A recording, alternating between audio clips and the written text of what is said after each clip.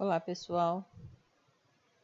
Dando início, então, à nossa videoaula explicativa de hoje, a gente vai falar sobre a parede celular bacteriana. A parede celular, ela é constituída de um envoltório semirrígido, que é composto por peptídeo glicano e é responsável pela manutenção da forma e também pela proteção da célula bacteriana. Esse peptídeo glicano, ele é um polímero formado a partir da associação de carboidratos e proteínas. E quanto à parede celular, nós podemos dividir as bactérias em dois grandes grupos. O grupo das bactérias gram-positivas e o grupo das bactérias gram-negativas. A coloração de gram, ela foi desenvolvida em 1884 pelo bacteriologista dinamarquês Hans Gram. Por isso que a coloração ganhou o nome dele, né? E essa coloração, basicamente, ela consiste na associação de corantes que vão ter propriedades diferentes. Então, as bactérias elas podem ser gram-positivas ou gram-negativas. E essa classificação ela vai decorrer da estrutura microscópica da parede celular. As bactérias gram-positivas, elas têm externamente a estrutura da sua membrana plasmática, uma camada extensa, né, e bastante espessa de peptídeo glicano.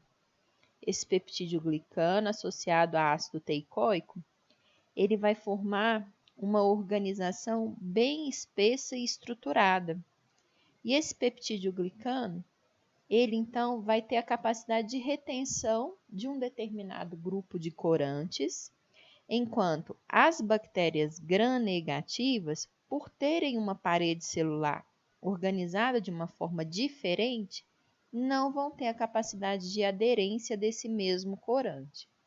Então, olha, a gram-negativa, ela também tem membrana plasmática, ela tem uma camada bem fininha de peptídeo glicano, depois ela tem uma camada de membrana externa, que tem uma constituição muito similar à da sua membrana plasmática. Então, como a camada de peptídeo glicano aqui ela é bem fininha, essa camadinha não consegue reter o corante, né, púrpura, que vai dar a coloração azulada, roxeada para as gram-positivas, enquanto as gram-negativas elas vão se contracorar em róseo normalmente, né? Vamos ver então como é que é essa coloração de gram. Então, inicialmente você pega uma lâmina de vidro, essa lâmina precisa estar desengordurada, preferencialmente ela vai ser uma lâmina de primeiro uso. Aí você vai pegar uma colônia bacteriana da sua placa e vai espalhá-la aqui nessa lâmina. Aí você fixa isso, levando essa lâmina ao fogo por 2 ou 3 passagens, né? Então, é bem rapidinho. Aí você vai observar que você vai ter ali uma manchinha, né? Naquela lâmina de vidro. Você vai pegar, com a ajuda de um conta-gotas, e vai colocar, então, a violeta de genciana, que é um corante púrpura, em cima da lâmina como um todo. Na verdade, você precisa mesmo é cobrir o esfregaço, né? Que é onde você distribuiu a sua colônia bacteriana. Você deixa essa violeta genciana atuar por 1 minuto. Aí você escorre esse corante e lança sob a mesma lâmina Lugol, usando um outro conta-gotas. O Lugol ele é uma solução de iodo e ele vai funcionar como um mordente, né? E aí, o que vai acontecer? Quando você joga a violeta genciana, essa violeta genciana ela vai infiltrar pelas camadas de peptídeo glicano até a membrana plasmática. O mesmo acontece quando a bactéria é gram-negativa, atravessa a membrana externa e vai infiltrar sob essa camada fininha de peptídeo glicano. O mordente, ele vai favorecer, né, em decorrência da presença do iodo, a aderência dessa violeta genciana entre essa rede aqui de peptidoglicano, né? Só que existe aqui uma camada de peptidoglicano muito mais espessa do que essa. Então, o corante entra, o mordente vai favorecer a interação dessa violeta genciana com esse peptidoglicano, o mesmo acontecendo tanto para a bactéria gram positiva quanto para a bactéria gram negativa. Passado esse 1 minuto, o que você vai fazer? Você vai lavar essa lâmina com água. E aí você vai lavar, né, por 10 a 15 segundos, essa lâmina agora usando um álcool absoluto. Pode ser uma mistura de éter acetona também. Você vira, né, a lâmina, joga então esse álcool absoluto. Aí você vai ver que o álcool vai lavar a lâmina. E aí depois que você tirar o excesso desse álcool absoluto com água novamente, você vai colocar a fucsina ou safranina, que é um contracorante róseo, né? O que acontece na hora que você faz a lavagem da lâmina com álcool absoluto? O álcool absoluto ele vai infiltrar pelo peptidoglicano aqui, retirando a violeta genciana. No caso da bactéria gram-negativa, como o álcool ele tem essa capacidade de solubilizar lipídio, esse álcool ele vai remover essa membrana externa facilmente, consegue chegar à camada de peptidoglicano, retira então a violeta genciana que está aqui. Quando você faz a mesma lavagem na bactéria gram positiva, como a camada de peptidoglicano é muito mais espessa, você consegue fazer a remoção da violeta genciana que está mais na superfície, mas essa que está mais próxima da membrana plasmática, ela fica retida, né? Aí você, até então, você não está enxergando nada. Aí você aplica, né, a fucsina por 30 segundos. O que vai acontecer? A fucsina ela funciona como um contracorante. Ela é rósea e ela vai ter a capacidade de corar agora, né, essa camada fininha de peptidoglicano das gram-negativas. Aí, se você for olhar ao microscópio, você vai ver a gram-positiva púrpura, né, em decorrência do aprisionamento da violeta genciana nessa camada espessa aqui de peptidoglicano. Já as bactérias gram-negativas, você vai enxergá-las rósea. Por quê? Porque toda a violeta genciana foi removida pelo álcool absoluto e agora quem corou efetivamente essa bactéria foi a fucsina, né? E aí você vai enxergá-las ao microscópio róseo, né? Só para a gente repassar essa coloração de gram, então, utilizando corantes à base de iodo, as bactérias são coradas de púrpura, pois o iodo impregna na parede celular, né?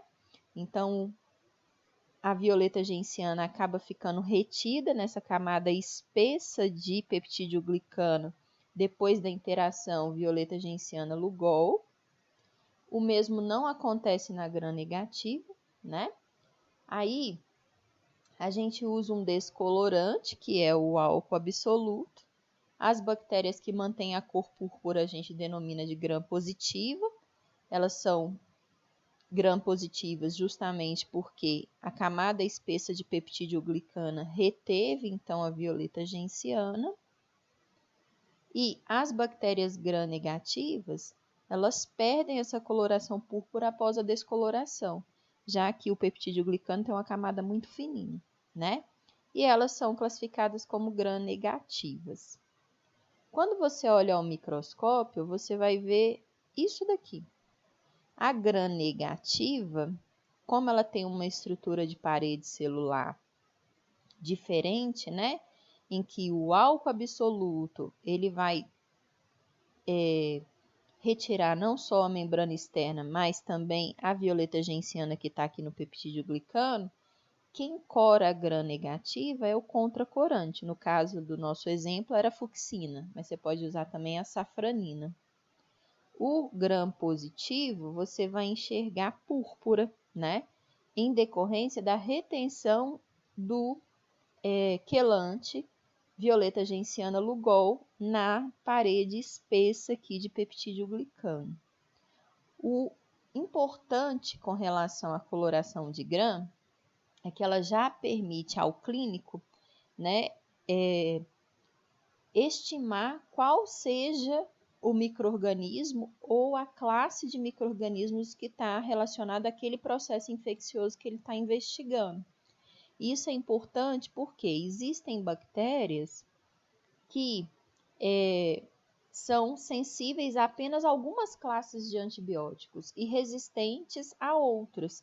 E essa resistência ela pode estar relacionada a essa estrutura da parede celular, né? Então, quando um médico colhe o material de um paciente, manda para o laboratório e pede um gram, o gram você faz, vocês viram, é questão de 3 minutinhos você já tem a lâmina pronta para visualizar no microscópio.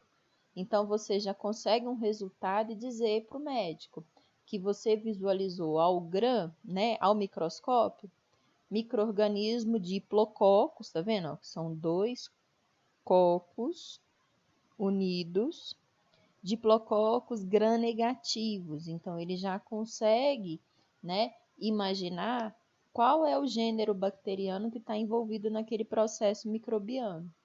Agora, se você liga para ele e você fala que ao microscópio você observou bastonetes gram-positivos, ele vai já associar com outro grupo de micro-organismos. E isso pode direcionar, né, qual é a escolha do antibiótico que vai ser feita para tratamento daquele paciente em específico, né? Então, a coloração de gram, ela é, sem sombra de dúvida, uma das técnicas mais simples e mais importantes na clínica, né? Porque você consegue em minutos direcionar o médico com relação à melhor terapia para atender aquele paciente em específico, né?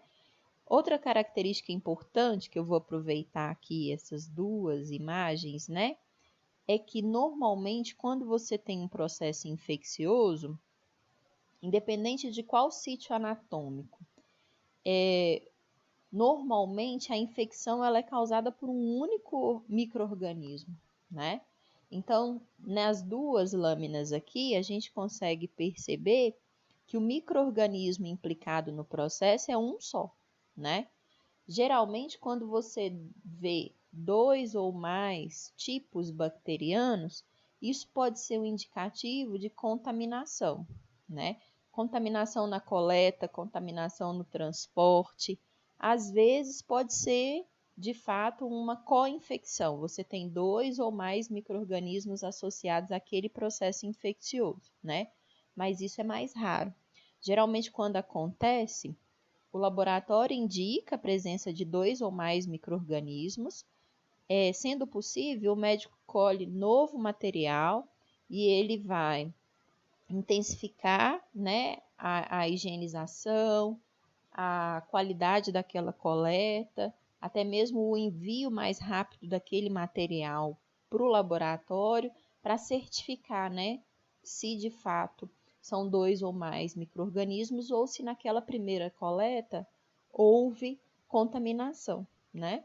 Por isso que quando a gente vai fazer exame, por exemplo, de urina, eles pedem para você higienizar a genitália, né? Por quê? Porque a gente sabe que a genitália, seja ela masculina ou feminina, ela é repleta de micro-organismos, né? Do próprio microbioma ali, são micro-organismos que vivem ali naturalmente, né, conosco. Então, na hora que você faz a higienização, você dispensa o primeiro jato urinário, colhe o do meio, tem mais probabilidade de você colher o material isento de contaminação e que represente de fato aquele micro-organismo que está causando infecção urinária nesse episódio especificamente, né? E quanto mais rápido for o tempo, né, entre a coleta e o exame, a execução do exame, melhor. Por isso que eles pedem para colher e encaminhar o material em até 2 horas. Às vezes, né? Hoje nem tanto, mas antigamente se pedia para você manter refrigerado caso esse transporte imediato não fosse possível, né? É justamente para minimizar aí a ocorrência de contaminação e que de fato o resultado ele seja fidedigno daquilo que efetivamente está causando problema para aquele paciente, ok? Eu espero ter ajudado vocês com relação ao entendimento de parede celular e a gente dá continuidade então ao estudo das bactérias numa outra oportunidade.